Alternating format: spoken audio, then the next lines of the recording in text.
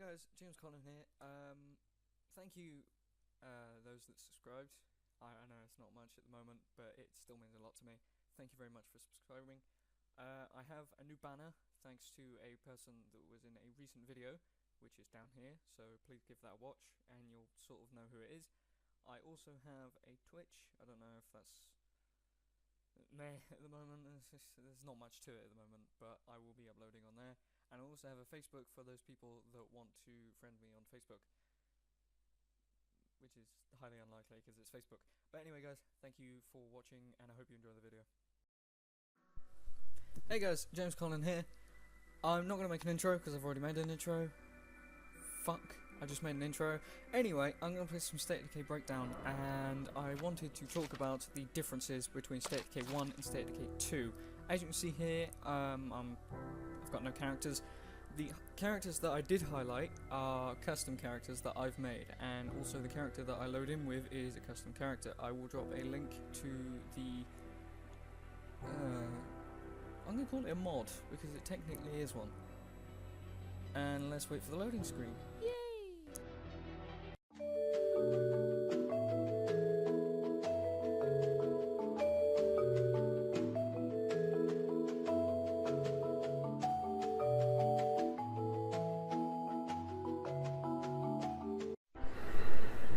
And here we go, we are in State of Decay 1, and you can see my character is pretty much geared to the max, and that's sort of my fault really, because I may have gone over the top with the amount of weapons and equipment. Anyway, as you can see, it's my character, my name of course, and pretty much all the traits that I could think of that I have.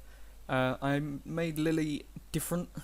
As you can see, her description is much different to what she normally is, and of course I haven't really changed any of her traits because I don't want to break the game. And then of course we've got my character, which has his traits and his description. The Task Force Triton thing is just a group that I made a little while ago, and now it's a bit dead. But yeah, I pretty much gave myself a couple weapons and suppressors and stuff, you know. Because the first thing you're going to grab in a zombie apocalypse is suppressors if you have the means of a military sort of life. First of all, we need to find a home, because in Breakdown you got to find a house to survive. But we'll go for the for people that haven't played State of Decay 1, I suggest you do it before playing State of Decay 2, because there is a big difference. For example, right now, this vehicle, or the amount of vehicles that you do see, are limited by 50%, so you will only get at least one, maybe two cars in every town. You're lucky if you find 3, but some of them are completely screwed and have no fuel. In State of Decay 1, you can completely screw your vehicle, by all means, and just completely destroy the bloody thing. But in State of Decay 2... No, wait, I've lost track. Haha! Amazing at this game. Anyway, in State of Decay 1, you have unlimited fuel, and the vehicles that you find on the road are normally, I think, 100% all in one piece. So you can drive cars wherever you want, because you have no limit to fuel. But in State of Decay 2, they've changed it, so you now have to use jerry cans, which is actually quite a good idea, and I'm really sad they didn't add that to the first game. So I have actually gone through all my controls as well to make sure that it's State of Decay worthy as possible, because there are more controls and options for State of Decay 2. I owe you one. But we've just pretty much made our little community thing. I'm just going to deposit everything apart from the pistol, because in Breakdown you can unlock characters via doing certain things. So for example, I shoot 50 zombies with a pistol, and it then unlocks the cop, who is a character that I've recustomized for my own purpose. So yeah, as soon as we unlock him, I'll go find him and grab him, and I'll show you what he has on him.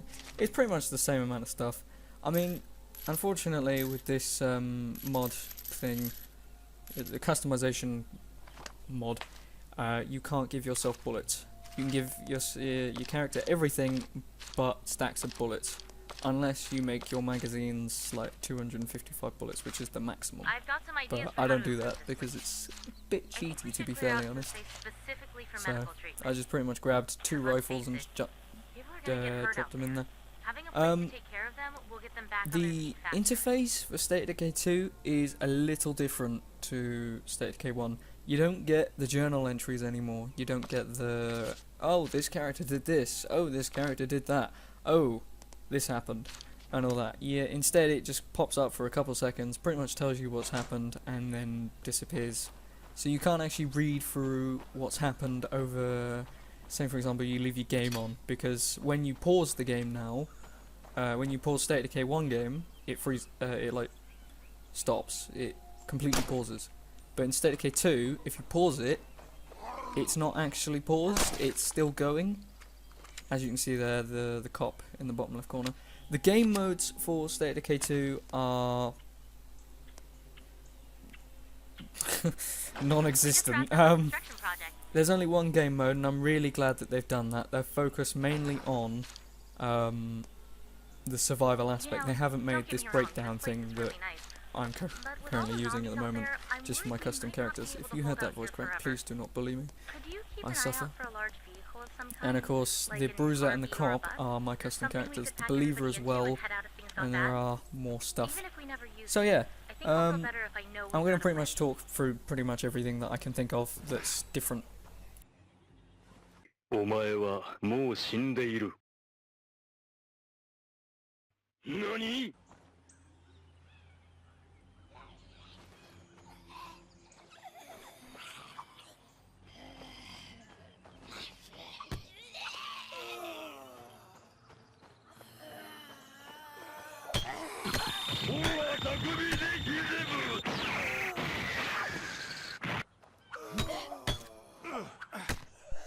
I've actually forgotten the keybind to execute zombies. Hold on, what button is it? I think it was left control, but yeah, it was left control, fuck's sake. In State of Decay 2 it's Z, or Shift and Z. Can't do that right now. But I'll show you the difference between the buildings in State of Decay 1 and State of Decay 2 now. Oh, this enclave, that's brilliant. You are not in the place that I wanted you to be. I didn't want you this close to me. How's it going? Useless muppets. But the enclaves now, they do trades instead, so they have an external inventory technically, but when you kill them, they don't have the stuff that they were selling. They only have the stuff that they had on them. So it's best to keep people alive in State of Decay 2. Okay, I might be able to show you it now because there's nobody here. No, right. For the resources, it now says potential resources in State of Decay 2, pretty much saying if it has food or it has materials, stuff like that. And of course you can sort of walk, I think it's jog in buildings now as well, so you don't have to walk everywhere. But when searching, it's still sort of the same thing. It still has the same principle of you need to find stuff to survive. And of course just picking stuff up is, you know, different. But of course it then says how many containers there are as well in State of Decay 2.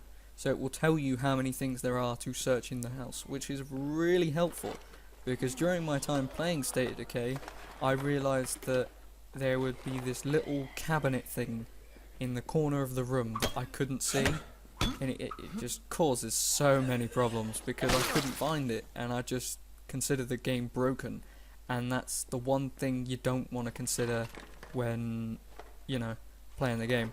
And also the searching meter bar thing, if you exit out in State of Decay 2, it cancels the entire thing, so you've got to do it again.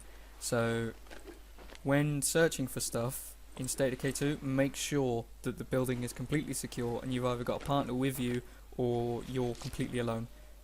Otherwise you're just going to be searching, fighting, searching, fighting, searching, fighting. You know. I'm going to make this into an outpost. The outposts between State of Decay 1 and State of Decay 2, when making an outpost in State of Decay 1, you can turn it into like a horde killer, pretty much. You pretty much add fuel, like little petrol bomb things where hordes normally go, and they normally follow the main roads. So whenever a horde enters the area, they pretty much just self-combust, I'm gonna say.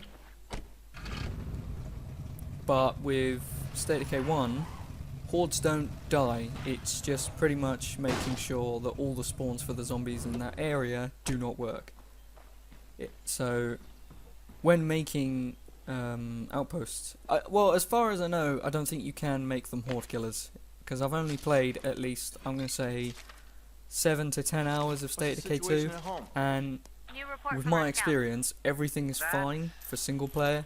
Multiplayer is sort of a touch and go subject at the moment, because it's sort of, I'm not going to say broken, because of course it's still in development. The game still has a week before it comes out, which is this week Friday, I think. And of course there are animations for opening the bonnet. Well, it's not the bonnet, it's the boot. It might be different for Americans, I'm sorry if I offend you. And of course bullet range is much more improved as well. For example, there you just saw that I shot a zombie in the face with a bullet, and he just decided to get up and just sort of shrug it off as if it was nothing. In State of Decay 2, you can shoot a lot further with a lot more weapons, and pistols are sort of much better to use at low to mid range. I'm just gonna piss off this horde so I can just kill them all. Oh, my aim, oh my god, I'll be surprised if I live. Come on, come on.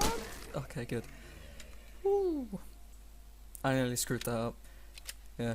There are actually reload animations in State of Decay 2 now as well. Well, that technically counts as a reload animation, what I just did, but it's proper now, so there's actually a mag that comes out of the weapon and goes into the weapon. And depending on if you've used that weapon, pretty much all of your game will depend on how good you are with it. For example, every time I used an AA-12 with my highest character, he would reload it within 2 to 3 seconds of using it. But of course, for a new survivor that then uses it, the weapon is like, the person then starts jolting the mag into the mag. I'm not going to say release, because that's what releases the mag. It's the mag. Oh my god, I don't even know what that part of the gun is. I am terrible. Yeah. But anyway, yeah. So they pretty much just fail to put a mag into a weapon. That's pretty much what they do. Oh my god, what is wrong with my voice? Oh god. Oh, I'm gonna die. I'm gonna die. No, no, no, no, no. No, leave me alone. Piss off. I am not here to play games, I'm here to kill. Oh no, I forgot my I've forgotten the key to do takedowns again. No, I'm just gonna run. There's a lot of zombies. I'm surprised it's not a horde. That looks like a horde, but it's not. I think the only problem with State of Decay 2 at the moment is the multiplayer element. That's pretty much the only thing that I'd suggest that they fix pronto before even releasing. I mean, if they had another week where they're just sort of still fixing it, I wouldn't mind that, because of course I have offers it to friends, but of course with the multiplayer I suggest they wait until they've fixed pretty much everything with it. Just gonna use this character to pretty much kill everything. There is a character that you can do as well, that you pretty much hit zombies, like 400 zombies with car doors, and it just unlocks a new character, which I've also made into a soldier as well. Yeah, but customization for State of Decay 2, as far as I know, is abysmal. There was like an hour interview with one of the State of Decay developers just before the game was released for people that bought the prepper pack, and of course it was either it was missold or misjudged, because of course people thought that you could customize your character in State of Decay 2. In actual reality you can't. They still have the same uniforms, the same skills, the same everything. They're just named after people that they have made for the game. So unfortunately it's not character customization. And the weapon customization I don't think exists either. There is only they've added like a little jigsaw piece with a muzzle mod, so you can now attach suppressors, or you can see which weapons you've attached suppressors to, because of course in State of Decay 1 it only shows you the weapon, not anything else. It just shows you the weapon and the details about it. As you saw there was the little mine thing, but as I don't have any fuel, it's pretty much pointless. I'm not going to take a car this time, I'll just walk. What I really want to do is get some medicine, get like a field hospital thing, and a workshop so I can repair cars as well. Yeah, so there are some differences to State of Decay 2 from State of Decay 1. It's not just multiplayer, because of course some people will just say it's just multiplayer that changes State of Decay 2. In actual fact it's not. There are a couple UI elements and HUD elements that change State of Decay 2 for the better. But there are some things that I wish they kept, like the journal, because of course I like to read through those. I'm not, unless that's just me and I'm just being really odd. Because of course not many people read through the journals, they're just like, oh right, okay, and then just continue playing. But of course I read through them and make sure what's going on, because of course State of Decay 1 and 2 is based around survival. You have to manage resources to make sure that you can survive for long periods of time. But of course there is one type of new enemy that's in State of Decay 2 now, and that, well no, 2 actually. You've got the plague zombies, which pretty much as soon as they bite you, they will infect you. And of course you have this little bar that then shows up above your little minimap in the bottom left corner, like it is now. And as soon as that bar is full, you'll have 3 hours, depending if you get hit or not during your look for a cure, to then heal yourself with the cure. But in my opinion, the cure seems a bit easy to do, because all you need is at least 5 plague samples and then 2 medical supplies. If you had a doctor that had the special skill to make that, then of course that would be more beneficial. Hold on, let me see if I can shoot somebody. Yeah, he just gets stunned by it. If this was State of Decay 2, that would have killed him. That's unfortunate. But yeah, it seems a bit too easy, because of course the only thing they've added is the plague zombies and the plague heart. The plague heart does actually infect you when meleeing it. When shooting it, however, it doesn't do much. It just sort of looks at you as if like, that hurts, please stop. Explosives do stuff to it, but I don't think they're as effective as they should be. For example, you can throw a Molotov at it, it slowly burns it, and that's about it. That's all that happens. So I think my battery's dying on my laptop actually, because I haven't plugged my external power in. I've just sort of played and recorded, so the gameplay might be a bit choppy after this bit. Yeah, it is a bit. Maybe if I turned down the graphics a bit, that might help. That probably won't help actually. I'll just probably make it worse, because it's, no, I don't know. But yeah, yeah, it just sort of, you know, doesn't fill the gap. I mean, Juggernauts in State of Decay 1, they were an actual threat, because of course you have to kill them fully. As soon as they go down, you just either have to beat them to death with a bat, or make sure you aim for the head and kill it. In State of Decay 2, they've now added an animation where you pretty much take it down with your knife. And of course, Juggernauts are a bit, they're way too easy to sort of manipulate and just forget about. They're just nothing towards the character now. It's just, you do the damage to it, stay out of its way and not get ripped in half and eaten, and as soon as it starts to, you know, die, you sort of just go up next to it and just take it down. That's about it. So yeah, it just sort of doesn't fill the gap of death. I'm probably going to stop the recording in 10 seconds, because of course I'm going to have to plug my battery in. I'm then going to edit all this segment, and then I'll then continue from this point on. And we continue, right. Just going to put my graphics settings up again, because You know, that was highly annoying. How I forgot to completely plug my battery in. Anyway, we are going to now recon the area. Oh, thanks, Steam. So yeah, I'm just going to quickly kill this zombie. Yeah, the normal zombies have now changed, so you can get crawler zombies where one of them doesn't have a leg.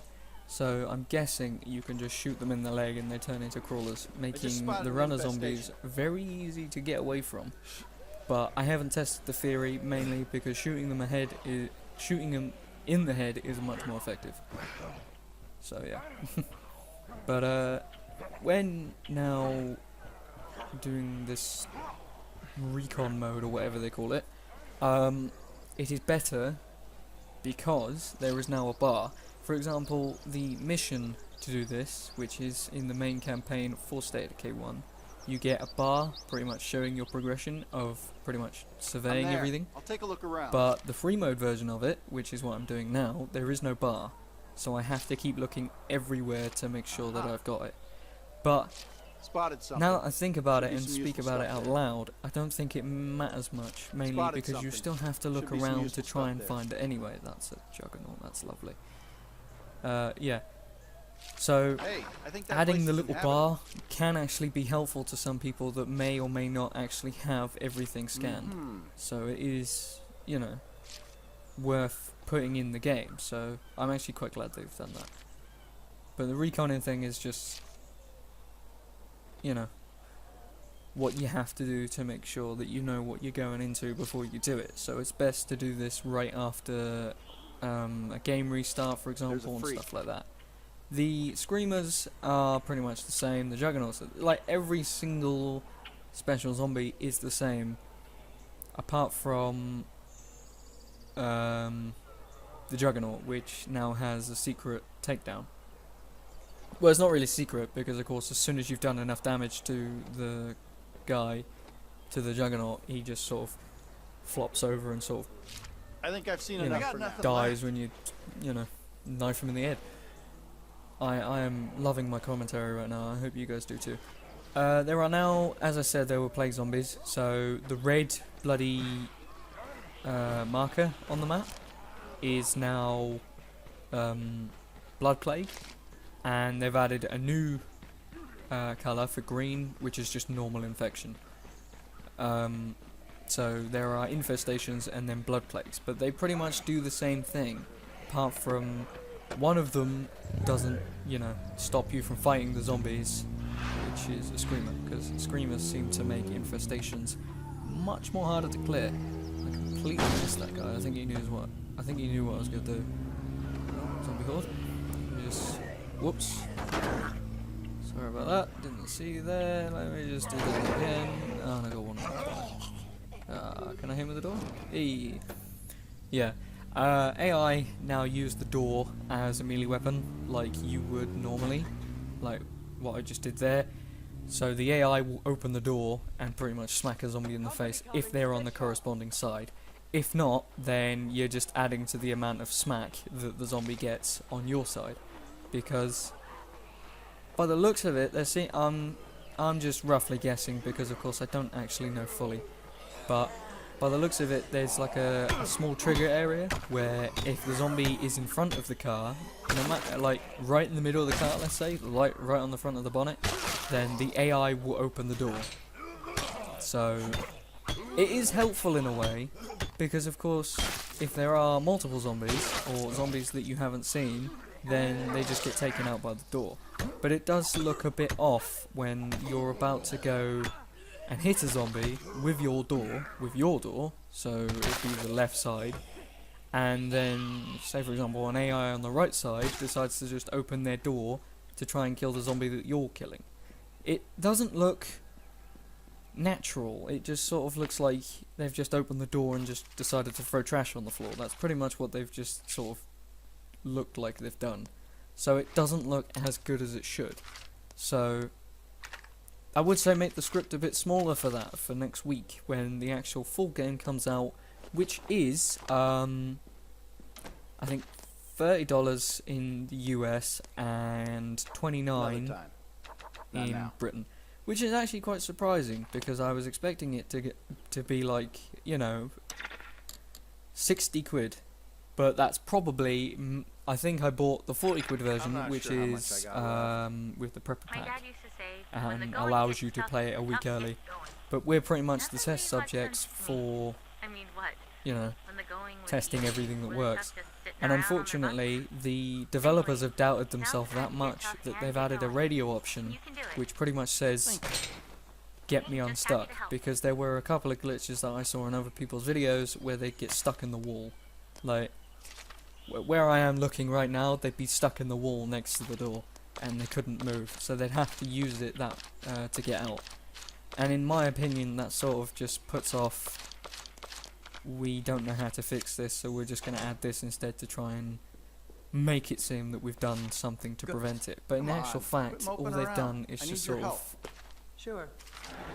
been a bit lazy. But of course, I'm not in their shoes and I have no editing criteria, so of course, whatever they do means they're doing it for a reason. So yeah. Things look kind of bleak. Taking the survivors now for Seems State like Decay things would hit 2, you especially you can hard. play as every single one. You don't have to unlock their friendship or anything like that. But you now have to play them, and you get recruit, which is pretty much a new person to the community. You then get there's 3 stages. I've completely forgotten the second stage and the third as well. But you get recruit, known by the community, and then possible for community leader. And of course, when making a community leader, depending on what the guy's skills are, will depend on what options you have. For example, when I made my officer, which is pretty much sort of the same guy I have here, but without the hat and the body armor, but I pretty much made him the leader of the group, and he was then able to give a couple more building options, for example, proper weapon, like ammunitions and like weapon presses and stuff. Which is actually quite good, because now you can sort of speed up or slow down certain objects, so you can put like portable generators, or you can add more medical equipment to a medical tent. So it is actually quite helpful in a way. But anyway guys, thank you for watching. It has been a great pleasure to explain pretty much everything about State of Decay 2. My verdict for State of Decay 2 as of right now is, I'd say wait a week after it comes out, because of course they still need to fix the multiplayer and they still need to fix a couple little bugs that I saw here and there. But apart from that, everything is as it should be State of Decay 1. It's just upgraded graphics, upgraded UI, and of course the multiplayer element. And of course they need to make it more, you know, enjoyable, because of course it just gets a bit repetitive after a certain amount of things. But I'm going to give it a 4 out of 5 stars for State of Decay 2. If you are willing and you want to test it out for yourself, then I suggest you buy it from the Microsoft Game thing. Anyway guys, thank you for watching, and I will see you in the next one.